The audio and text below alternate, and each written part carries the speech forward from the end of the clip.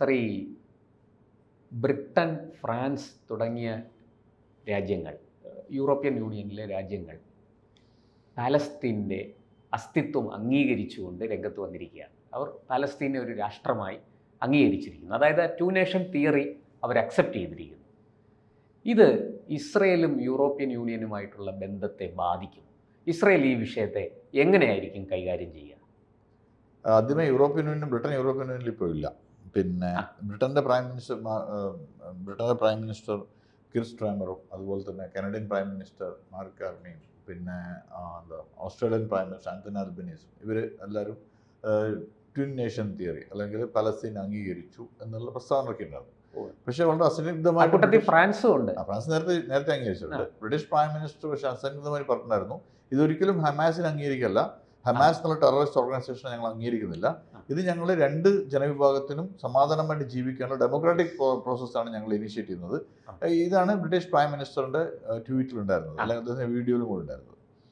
പക്ഷേ ഉടൻ തന്നെ ഇസ്രായേലിൽ മറുപടി വന്നിട്ടുണ്ടായിരുന്നു. ഇസ്രായേലിൻ്റെ ഫാർ റൈറ്റ് ആൾക്കാരാണ് അതിൽ. ബെഞ്ചമിൻ നെത്തന്യാഹു പറഞ്ഞത്, ഞങ്ങൾ ഇതൊന്നും അംഗീകരിക്കില്ല, ഈ യൂറോപ്പിലെ രാഷ്ട്രങ്ങൾ പറഞ്ഞ കാര്യങ്ങൾ ഞങ്ങൾ അംഗീകരിക്കത്തില്ല. പിന്നെ ഞാൻ ന്യൂയോർക്കിൽ UN ജനറൽ അസംബ്ലിക്ക് പോവുകയാണ്. ഈ വെനസ്ഡേ ബെഞ്ചമിൻ നെത്തന്യാഹു അങ്ങോട്ടേക്ക് ട്രാവൽ ചെയ്യും. അത് കഴിഞ്ഞ് വാഷിങ്ടണിൽ പോയി പ്രസിഡന്റ് ട്രംപിനെ കൂടെ കണ്ടിട്ട് അദ്ദേഹം തിരിച്ചു വരത്തുള്ളൂ. തിരിച്ചു വന്നതിന് ശേഷം ഞാൻ ഇതിൻ്റെ സ്റ്റേറ്റ്മെൻറ്റ് പറയാം എന്നാണ് ബെഞ്ചമിൻ നെത്തന്യാഹു, ഇസ്രായേലിൻ്റെ ശക്തനായ പ്രൈം മിനിസ്റ്റർ, ഇപ്പം പറഞ്ഞിരിക്കുന്നത്. അതുപോലെ തന്നെ ഇസ്രായേൽ നമ്മളിതൊക്കെ എന്ത് പറഞ്ഞാൽ ഒരു ഡെമോക്രാറ്റിക് കൺട്രിയാണ്. ഇസ്രായേലിനകത്തും പല ആളുകളും ഈ ആവശ്യം ഉന്നയിച്ചിട്ടുണ്ട് നേരത്തെ മുതൽ. ഇസ്രായേലിൽ 20% മുസ്ലിംസ് ഉണ്ട്. നമ്മൾ വിചാരിക്കുന്ന പോലെ ഇസ്രായേൽ 20% മുസ്ലിംസ് ഉണ്ട്. കഴിഞ്ഞ ഹമാസിൻ്റെ ഒക്ടോബർ 7 കഴിഞ്ഞ് നടന്ന ഒപ്പീനിയൻ പോളിൽ ഈ കമ്മ്യൂണിറ്റിയിൽ മാക്സിമം ആളുകളും ഈ ഹമാസിനെ ശക്തമായി തിരിച്ചടിക്കണമെന്നും ഉന്മൂലനം ചെയ്യണം തന്നെയാണ് പറഞ്ഞിട്ടുള്ളത്. അതായത് ഇസ്രായേൽ എന്നുള്ള രാജ്യം ഒന്നായിട്ട് അവർ നിന്നിട്ടുണ്ടായിരുന്നു ആ സമയത്ത്. ദേശീയതയോട് അവർ ഒരു കോംപ്രമൈസ് ചെയ്തില്ല. അവിടെ ഒരുപാട് പ്രശ്നങ്ങൾ നേരത്തെ ഉണ്ടായിരുന്നു, ജ്യൂസും മുസ്ലിംസും തമ്മിൽ. ആ ഇസ്രായേലിനകത്തുള്ള പൊളിറ്റിക്സ് ഒക്കെ മാറിക്കഴിഞ്ഞു. ഇസ്രായേലിനകത്ത് ഇവർ യൂണിഫൈഡ് നേഷനായിട്ട് നിൽക്കുകയാണ്. അവർക്കൊരു അതൊക്കെ ആഭ്യന്തര പ്രശ്നങ്ങൾ. പിന്നെ പക്ഷേ ഒരു ദേശം എന്നുള്ള നിലയ്ക്ക് അവർ വിട്ടുകൊടുക്കാൻ തയ്യാറില്ല. ഇല്ല, അവർ വിട്ടുകൊടുക്കില്ല. പിന്നെ അതുമാത്രമല്ല, ഇപ്പം ബെഞ്ചമിൻ നെത്തന്യാഹു വെസ്റ്റ് ബാങ്കിന്റെ ഏരിയയിൽ കുറെ കൂടെ എക്സ്പാൻഡ് ചെയ്ത് കൊടുക്കുകയാണ്. അതായത് കുറെ സെറ്റിലേഴ്സിനെ കൊണ്ടുപോയി, അത് മാക്സിമം മുസ്ലിംസിനെ, ബൗദ്ധിയൻ മുസ്ലിംസിനെയും ഡ്രൂസിനെയും അങ്ങനത്തെ കമ്മ്യൂണിറ്റീസിനെ കൊണ്ടുപോയി തന്നെയാണ് അവിടെ താമസിപ്പിക്കുന്നത്. ഇതിന്റെ ബോർഡർ ഏരിയയിൽ ഇസ്രായേലിന്റെ സ്ട്രോങ് ആയിട്ടുള്ള മിലിറ്ററി പ്രസൻസും അവിടെ ഉണ്ട്. ഞങ്ങൾ ആദ്യം മിലിറ്ററി പ്രസൻസ് അവിടെ ഉണ്ടായിരുന്നില്ല. ഒക്ടോബർ 7 ശേഷവും ഈ ഹസ്ബുള്ള ഈ ഇതിൽ വരുമോ എന്നുള്ളത് കൊണ്ട് ഇസ്രായേൽ ഒരു സ്ട്രോങ് മിലിറ്ററി പ്രസൻസ് അവിടെ വെച്ചിട്ടുണ്ട്. ഞങ്ങളന്ന് പോയ സമയത്ത് ജോർഡൻ ബോർഡറിലൊക്കെ ഞങ്ങൾ കൊണ്ടുവരുന്നുണ്ടായിരുന്നു. അപ്പോൾ അവിടെ ഞങ്ങൾ ഭക്ഷണം കഴിച്ചത് ഒരു മുസ്ലിം വീട്ടിൽ വെച്ചിട്ടാണ് ഭക്ഷണം കഴിച്ചത്. അവരായിരുന്നു ഫുഡ് അറേഞ്ച് ചെയ്തിരുന്നത്. അവർ വളരെ ട്രഡീഷണൽ ആയിട്ട് അവിടെ ജീവിക്കുന്ന ആൾക്കാരാണ്. അവരൊക്കെ റിച്ചാണ്. ബേസിക്കലി ഈ കൺട്രി റിച്ച് ആയതുകൊണ്ട് എല്ലാ ആൾക്കാർക്കും പബ്ലിക്കിനും അതിൻ്റെ അഡ്വാൻറ്റേജസ് ഉണ്ട്, അപ്പുറത്ത് അല്ല. പക്ഷേ അതുകൊണ്ട് ഇസ്രായേലിൽ ഡെമോക്രാറ്റിക് പ്രോസസ്സ് നടക്കുന്നുണ്ട്. ഇതിനെതിരെയും ഇതിന് അനുകൂലമായിട്ട് കുറച്ച് ആളുകൾ ശബ്ദങ്ങളൊക്കെ ഉണ്ട്. പക്ഷേ ഇസ്രായേൽ ഇപ്പോൾ ഒരു പ്രധാനപ്പെട്ട പ്രശ്നം 47 ഹോസ്റ്റേജസിനെ ഇപ്പോഴും അവരെ കസ്റ്റഡിയിലുണ്ട്. കഴിഞ്ഞ ദിവസം ഹോസ്റ്റേജസിനെ വിട എന്ന് പറഞ്ഞിട്ട്, അല്ലെ ഹോസ്റ്റേജസിന് ബൈ എന്ന് പറഞ്ഞിട്ടൊരു പോസ്റ്റർ ഹമാസ് ഇറക്കിയിട്ടുണ്ടായിരുന്നു. അത് വന്നപ്പം വലിയ ശക്തമായ പ്രൊട്ടസ്റ്റ് ഇസ്രായേൽ നഗരങ്ങളിൽ നടന്നിട്ടുണ്ട്. Missing persons and hostages forum എന്ന് പറഞ്ഞിട്ട് ഇസ്രായേൽ ഒരു വലിയൊരു മൂവ്മെന്റ് ഉണ്ട്, missing persons and hostages forum.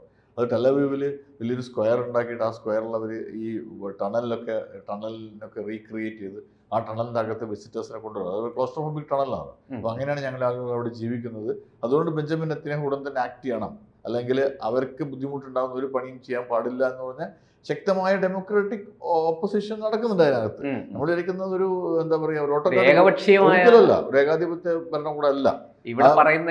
ഒരിക്കലും ഈ ജൂത ഭീകരത എന്നൊക്കെ പറയുന്നതൊക്കെ വളരെ ശക്തമായിട്ട് ഇവൻ കഴിഞ്ഞ വർഷം തന്നെ ഈ ബന്ദികളെ കൊണ്ടുപോയതിന് ശേഷം 3-4 മാസം കഴിഞ്ഞ ശേഷം ഈ ടെലവീവ് മുതൽ ജെറുസലം വരെ ശക്തമായ ലോങ് മാർച്ച് നടന്നിരുന്നു. അവിടുത്തെ ഈ മിസ്സിംഗ് പേഴ്സൺസ് ഹോസ്റ്റേജസിന്റെ കുടുംബങ്ങളും അവരുടെ ബന്ധുക്കളും സുഹൃത്തുക്കളും ശക്തമായ പ്രൊട്ടസ്റ്റ് ഉണ്ട്. പക്ഷേ ഇലക്ടഡ് ഗവൺമെന്റിന് തീരുമാനിക്കാമല്ലോ. ഇലക്ടഡ് ഗവൺമെന്റ് ഇപ്പൊ ഇന്ത്യയിൽ പ്രതിപക്ഷം പറയുന്നത് അല്ലല്ലോ, ഗവൺമെന്റ് അല്ല തീരുമാനിക്കുന്നത്, ഡിസിഷൻ എടുക്കുന്ന ഗവൺമെന്റ് ആണല്ലോ. അപ്പോൾ അത് പാർലമെന്റിലും അവർ നെസറ്റിലും ഒക്കെ ഇത് ഈ ശക്തമായ ഡിസ്കഷൻസും ഒക്കെ നടത്തിയതിനു ശേഷമാണ് ഈ സാധനം വരുന്നത്. അപ്പം ഇസ്രായേലിൻ്റെ അകത്തും പിന്നെ വേണമെങ്കിൽ ഒരുപാട് ആളുകൾ ഈ പലസ്തീൻ അനുകൂല സിദ്ധാന്തമൊക്കെ പറയും. പക്ഷേ ബെഞ്ചമിൻ നെത്തന്യാഹു എന്നുള്ള ഇപ്പോഴത്തെ പ്രൈം മിനിസ്റ്റർ അദ്ദേഹമാണല്ലോ. ഇതൊരു ഡെമോക്രാറ്റിക് കൺട്രിയിൽ നിന്ന് പ്രൈം മിനിസ്റ്റർക്ക് തന്നെയാണ് റോൾ. പ്രസിഡന്റിനല്ല. നമ്മളെപ്പോലെ തന്നെ പ്രൈം മിനിസ്റ്ററാണ് റോൾ. അവിടെ പ്രൈം മിനിസ്റ്ററാണ്. പ്രൈം മിനിസ്റ്റർ പറഞ്ഞത് ഞാൻ UN പോവുകയാണ്, UN ജനറൽ അസംബ്ലി വെനസ്ഡേ ഈ ബുധനാഴ്ച അദ്ദേഹം പോകും, അടുത്ത ബുധനാഴ്ച തിരിച്ചു വരത്തുള്ളൂ, അതിന് ശേഷം ഞാൻ ഇതുമായിട്ട് പ്രതികരിക്കാം എന്നാണ് പറഞ്ഞിട്ടുള്ളത്. അതുകൂടാതെ ഇപ്പോൾ UN ജനറൽ അസംബ്ലിൻ്റെ സൈഡിൽ ന്യൂയോർക്കിൽ ഇന്നലെ തുടങ്ങിയല്ലോ UN ജനറൽ അസംബ്ലി, അതിൻ്റെ സൈഡ് ലൈൻസിൽ സൗദി അറേബ്യയും ഫ്രാൻസും ഇതിനു വേണ്ടി മൊമെൻറ്റം ഉണ്ടാക്കി കൊടുക്കുന്നുണ്ട്, അതായത് ട്വിൻ നേഷൻ തിയറിക്ക്. പക്ഷേ ഇവരൊന്നും ഒരിക്കലും ഹമാസിന് സപ്പോർട്ടായിട്ടല്ല ഈ ട്വിൻ നേഷൻ പറയുന്നത്. ബ്രിട്ടീഷ് പ്രൈം മിനിസ്റ്റർ അസംഗതമായി പറഞ്ഞിട്ടുണ്ട്, ഒരു ഇരട്ട രാജ്യം എന്നല്ലെങ്കിൽ പലസ്തീനിയൻ രാജ്യം എന്ന് പറയുന്നത് ഒരിക്കലും ഹമാസിന് പിന്തുണയല്ല, അത് നേരത്തെ ഞങ്ങളുടെ പോളിസിയാണ്, ആ പോളിസി ഞങ്ങൾ പബ്ലിക്കായിട്ട് പറയുന്നുള്ളൂ. ഇന്നലെ വൈകുന്നേരം പോർച്ചുഗീസും ഇതിന് അനുകൂലമായി സ്റ്റാൻഡ് എടുത്തിട്ടുണ്ട്. നിങ്ങൾ അങ്ങ് പറഞ്ഞതുപോലെ യൂറോപ്യൻ യൂണിയൻ്റെ പല രാജ്യങ്ങളും ഇതിനിപ്പോൾ അനുകൂലമായി വന്നുകൊടുക്കുന്നുണ്ട്. അത് എങ്ങനെയാണ് മുമ്പോട്ട് പോവുക, അവരുടെ ഒരു ശക്തമായ സമ്മർദ്ദം ഇസ്രായേലിന് പുറത്ത് ഉണ്ടാകും എന്ന് തീർച്ചയാണ്. അല്ല, ഇസ്രായേലിന് പുറത്തുണ്ടാവും, പക്ഷേ ഇസ്രായേലിന്റെ അമേരിക്കൻ പോളിസി എന്താണ്, അമേരിക്കൻ പ്രസിഡന്റ് ഇതുവരെ അതിനെപ്പറ്റി പ്രോപ്പറായിട്ട് കമന്റ് ചെയ്തിട്ടില്ല. അമേരിക്കൻ പ്രസിഡന്റ് എന്ത് പറയുന്നു എന്നുള്ളത് വലിയൊരു ഡിസിഷൻ മേക്കിങ്ങിന്റെ ഭാഗമായിരിക്കും. ഇടയ്ക്കൊന്ന് ചോദിച്ചോട്ടെ, ഇന്ത്യ ഈ ദുരാഷ്ട്രവാദത്തെ അംഗീകരിച്ചിട്ടുണ്ട് എന്നാണ് ഞാൻ ഇന്ത്യ മനസ്സിലാക്കുന്നത്. നേരത്തെ മുതലേ പലസ്തീൻ ദുരാഷ്ട്രവാദം അനുകൂലിച്ചിട്ടുള്ള സ്റ്റേറ്റ്മെന്റ് നേരത്തെ ഇറക്കി. പക്ഷേ ഇന്ത്യയും ഇതേ സ്റ്റാൻഡ് തന്നെയാണ് എടുത്തിരിക്കുന്നത്. ഹമാസിനെ അംഗീകരിക്കാൻ സാധ്യമല്ല. ഒരിക്കലും ഹമാസിനെ അംഗീകരിക്കില്ല. ഹമാസ് ഒരു ടെറർ ഔട്ട്ഫിറ്റ് ആണ്, അതിനെ അംഗീകരിക്കില്ല. ഇസ്രായേലിനകത്ത് കയറി ഭീകരത താണ്ഡവം മനുഷ്യത്വമുള്ള ആർക്കും അത് ചെയ്യാൻ പറ്റില്ല, ഒരിക്കലും ചെയ്യത്തില്ല. പക്ഷെ ഇന്ത്യ നേരത്തെ മുതൽ ഇന്ത്യയുടെ പോളിസി ദുരാഷ്ട്രം ഈ പലസ്തീൻ കൺട്രി നമ്മൾ അംഗീകരിച്ചിട്ടുണ്ട്. അതുപോലെ തന്നെ നമ്മൾ ഇറാനിന്റെയും ശത്രുവല്ല, നമ്മൾ ചബാർ റിപ്പോർട്ട് നമ്മളാണ് ചെയ്യുന്നത്. ഇറാൻ നമ്മുടെ ശത്രുവൊന്നുമല്ല. Iran is a very great friend of India.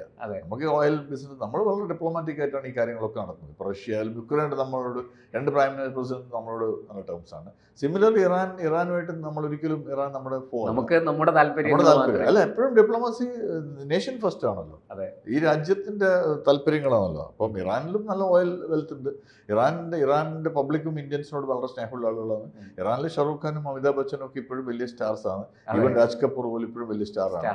അത് രാജ് കപൂറിന്റെ അതെ, ഇറാൻ ഇപ്പോഴും സ്റ്റാറാണ്. ഇവരെല്ലാം അമിതാഭ് ബച്ചൻ, ഷാറൂഖ് ഖാൻ, ഇവരൊക്കെ ഇറാനിയൻ ജനതയ്ക്ക് വലിയ ഇഷ്ടമാണ്. അതുപോലെ തന്നെ അത് നമ്മുടെ കൾച്ചറൽ ഡിപ്ലോമസി, ട്രാക്ടർ ഡിപ്ലോമസി എന്ന് വേണമെങ്കിൽ പറയാം. നമുക്ക് ഇറാനുമായിട്ടൊരു വളരെ നല്ല ബന്ധമുണ്ട്. എന്തായാലും ഇപ്പോൾ ഈ പറഞ്ഞതുപോലെ ഇസ്രായേലിൽ വന്നിരിക്കുന്ന ഈ ഒരു സമ്മർദ്ദം, അത് ഈ അങ്ങ് പറഞ്ഞു അമേരിക്കയുടെ നിലപാടാണ് ഇവിടെ അവസാന വാക്ക്.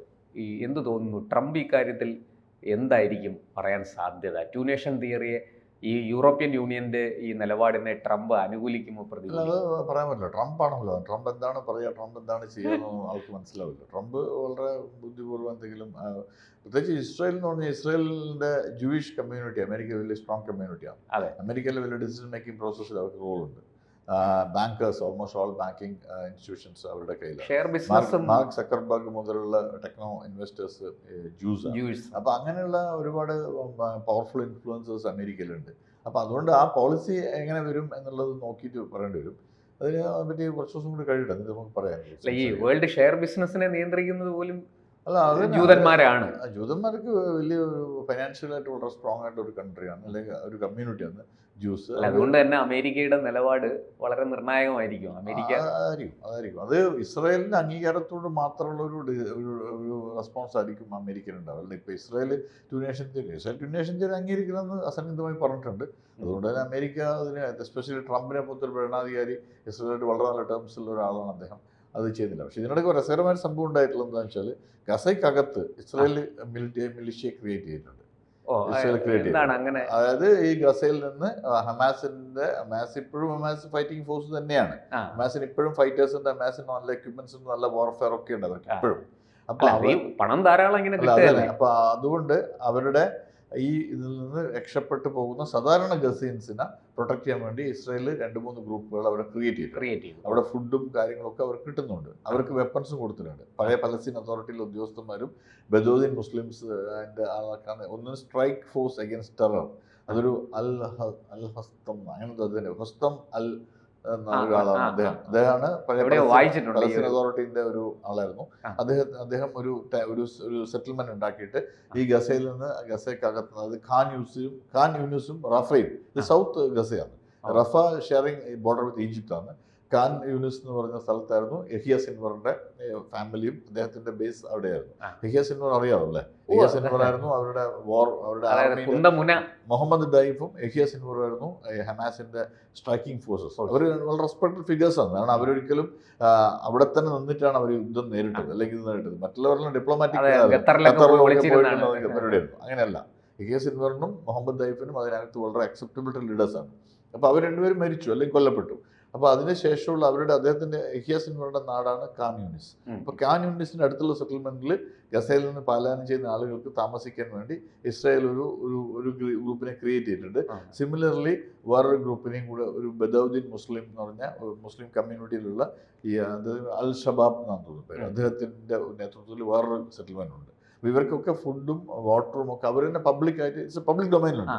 അവർ തന്നെ പറഞ്ഞിട്ടുണ്ട് ഇസ്രായേൽ ഞങ്ങളെ സപ്പോർട്ട് ചെയ്യുന്നുണ്ട്. നമ്മൾ കണ്ടതാണല്ലോ, പാലസ്തീൻകാർ തന്നെ ഹമാസിനെ പുറത്താക്കുമെന്നും പറഞ്ഞ്. അത് വലിയ ബുദ്ധിമുട്ട്, എളുപ്പമല്ല. പലസ്തീനസിന് ഹമാസിന് വളരെ ശക്തമായിട്ടുള്ള ഒരു സ്ട്രക്ചറുണ്ട്. നമ്മൾ വിചാരിക്കുന്ന പോലെ ഇവിടെ PFI നടത്തുന്ന പരിപാടിയൊന്നുമല്ല. ഹമാസ് അവർ ഗവൺമെന്റ് ആയിരുന്നല്ലോ, അവർ ഭരിച്ചിട്ടുണ്ടായിരുന്നല്ലോ. പലസ്തീൻ അതോറിറ്റിന്റെ ആളുകളെ വലിയ ബിൽഡിങ്ങിന്റെ മുകളിൽ നിന്ന് എടുത്തെറിഞ്ഞ് കൊലപ്പെടുത്തിയിട്ടുണ്ടായിരുന്നു. ഡെമോക്രാറ്റിക് ഇലക്ഷൻ, ഡെമോക്രാറ്റിക് ആണോ എന്തോന്നും അറിയില്ല, ഇവിടെ തെരഞ്ഞെടുപ്പ് നടത്തിയിട്ടായിരുന്നു ഹമാസ് ഭരണത്തിൽ വന്നത്. അന്ന് ഇയാളായിരുന്നല്ലോ, ഇസ്മായിൽ ഹനി ആയിരുന്നല്ലോ എൻ്റെ പ്രൈം മിനിസ്റ്റർ. അപ്പോൾ ഇങ്ങനത്തെ ഒരുപാട് ഇൻട്രസ്റ്റിംഗ് ആസ്പെക്ട്സ് ഗസയുടെ അകത്ത് നടക്കുന്നുണ്ട്. അത് എങ്ങനെ മുമ്പോട്ട് പോകും എന്നുള്ളത് ഈ UN നടക്കുന്ന ജനറൽ അസംബ്ലി കഴിഞ്ഞിട്ട് പറയാം. ബെഞ്ചമിൻ നെതന്യാഹു ക്ലിയർ ആയിട്ട് പറഞ്ഞിട്ടുണ്ട്, ഞാൻ UN ജനറൽ അസംബ്ലിക്ക് പോവുകയാണ്, തിരിച്ചു വരട്ടെ എന്ന് ഞാൻ പബ്ലിക് സ്റ്റേറ്റ്മെന്റ്. പക്ഷേ ഇസ്രായേൽ സന്നിഗ്ധമായിട്ട് അതിനെതിരാണ് ടു നേഷൻ തിയറി. എന്തായാലും ഇസ്രായേലിൽ നിന്നുള്ള കൂടുതൽ വിവരങ്ങൾക്കായിട്ട് നമുക്ക് കാത്തിരിക്കാം. ഭാവിയിൽ എന്താണ് സംഭവിക്കാൻ പോകുന്നത് ഏറ്റവും അടിയന്തരമായിട്ട്. ഇസ്രായേൽ എന്ന് പറഞ്ഞാൽ നമ്മൾക്കൊക്കെ ബാധകമാണ്. ഇത് മിഡിൽ ഈസ്റ്റേൺ പൊളിറ്റിക്സ് നമുക്ക് വളരെ വളരെ ശ്രദ്ധിക്കേണ്ട കാര്യമാണ്. മിഡിൽ ഈസ്റ്റേൺ പൊളിറ്റിക്സിൽ എങ്ങനെ ഇത് മാറും അല്ലെങ്കിൽ എങ്ങോട്ടേക്ക് പോകുന്നു എന്ന് പറയാൻ പറ്റില്ല. ജിയോ പൊളിറ്റിക്സ്. അപ്പോൾ നമ്മളിപ്പോൾ നമുക്കൊന്നും പ്രശ്നമില്ല, നമ്മൾ ക്ലോസ്ഡ് സർക്യൂട്ട് സൊസൈറ്റി അല്ല. നമ്മുടെ സൊസൈറ്റി വളരെ ഇന്റർഡിപെൻഡന്റ് ആണ്. അതിൽ മിഡിൽ ഈസ്റ്റേൺ കൺട്രീസ് ഉണ്ട്. എണ്ണ മാത്രമല്ല, നമ്മൾ ഒരുപാട് ആൾ ഡിപെൻഡന്റ് ആണ്. ഗൾഫ് കൺട്രീസ്, സൗദി ഒക്കെ ഡിപെൻഡന്റ് ആണ്. നമ്മൾ റെമിറ്റൻസ് ഇസ്രായേലിൽ പോലും അല്ല, ഇസ്രായേലുണ്ട്, അത് ഒരു വലിയ സംഖ്യയില്ല. എന്നാലും ഞാൻ പറയും, ഈ ബാക്കി മിഡിൽ ഈസ്റ്റേൺ കൺട്രീസ് ഒക്കെ ഉണ്ടല്ലോ. അപ്പം ജിയോ പൊളിറ്റിക്സിൽ ഈ യുദ്ധം എങ്ങോട്ടേക്ക് പോകുന്നു അത് വളരെ നമ്മൾ വളരെ ശ്രദ്ധിക്കേണ്ട, ക്ലോസ് ഒബ്സർവ് ചെയ്യേണ്ടത്. കൂടുതൽ വാർത്തകളും വിശേഷങ്ങളും നിങ്ങളിലേക്ക് എത്താൻ ABC മലയാളം സബ്സ്ക്രൈബ് ചെയ്യുക, ബെൽ ബട്ടണും അമർത്തുക.